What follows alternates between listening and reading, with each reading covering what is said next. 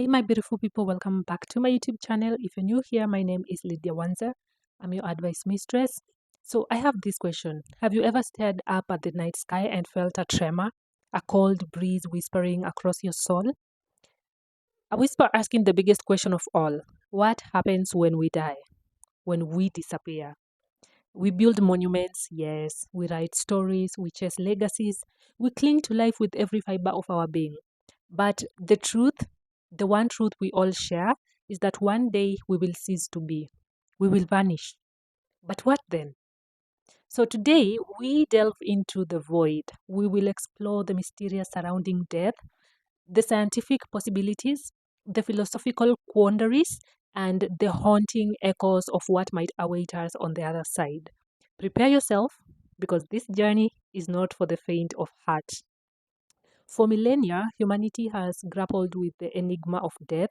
Ancient civilizations built elaborate tombs, believing in elaborate afterlives.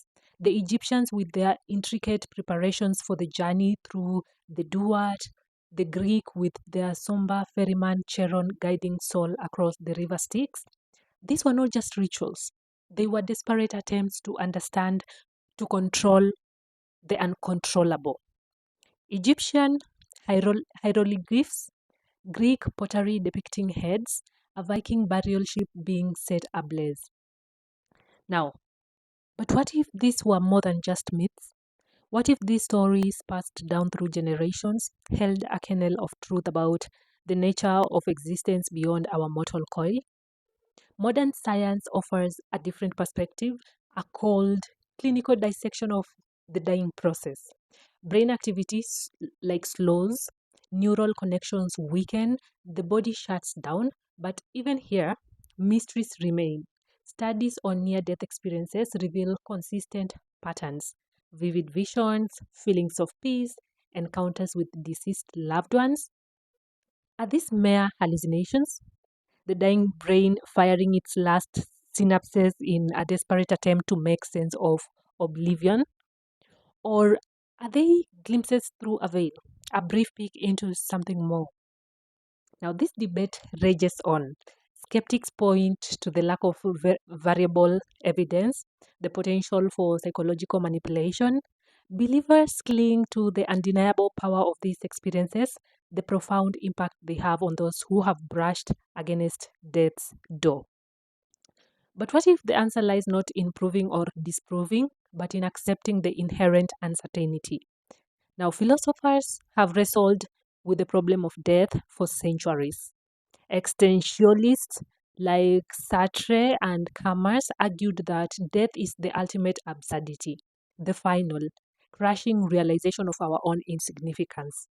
Yet, this very awareness can be liberating, forcing us to confront our mortality and live more authentically in the present moment.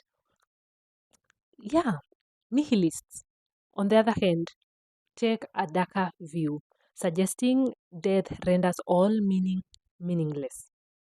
If nothing truly matters, because it will all eventually be erased, then what is the point of loving? What is the point of creating? But even in this bleak outlook, there is a strange comfort. If nothing matters, then we are free to define our own meaning, to create our own purpose in the face of the void. And then there is the realm of speculation, the bleeding edge of scientific possibility. Cryonics, the practice of preserving bodies at extremely low temperatures in the hope of future revival.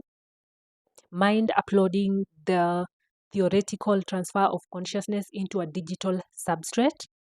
These are long shots, gambles against the ultimate deadline, but they represent a refusal to accept death as the final word.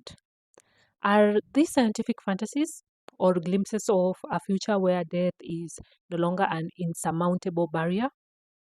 Perhaps the answer lies not in conquering death, but in fundamentally altering our understanding of what it means to be alive.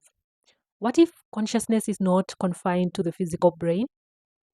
What if it can exist independently, transcending the limitations of our mortal bodies? The truth is, we don't know. We may never know. in our lifetime, what awaits us on the other side. But the very fact of questioning, of exploring, of confronting the unknown is what makes us human. The fear of death can be paralyzing, but it can also be a powerful motivator, driving us to live more fully, to love more deeply, to leave our mark on the world before the echo fades. Now, perhaps death is not an ending, but a transformation, a return to the cosmic dust from which we came, emerging with the universal consciousness, or perhaps it is simply nothingness, an external sleep. But even in that nothingness, there is a strange beauty, a perfect symmetry. The universe gives and the universe takes away. So the next time you're staring up at the night sky, remember the echo in the void. Remember the mysteries that surround us, the questions that haunt us. And remember that even in the face of death, there is always hope, always wonder, always the possibility of something more. What do you think when we die? Like, what do you think happens when we die? Share your thoughts in the comments below. I'd really love to know what you're thinking. And make sure you subscribe, like, share if you resonated with this video. I'll see you on the next one. Peace out.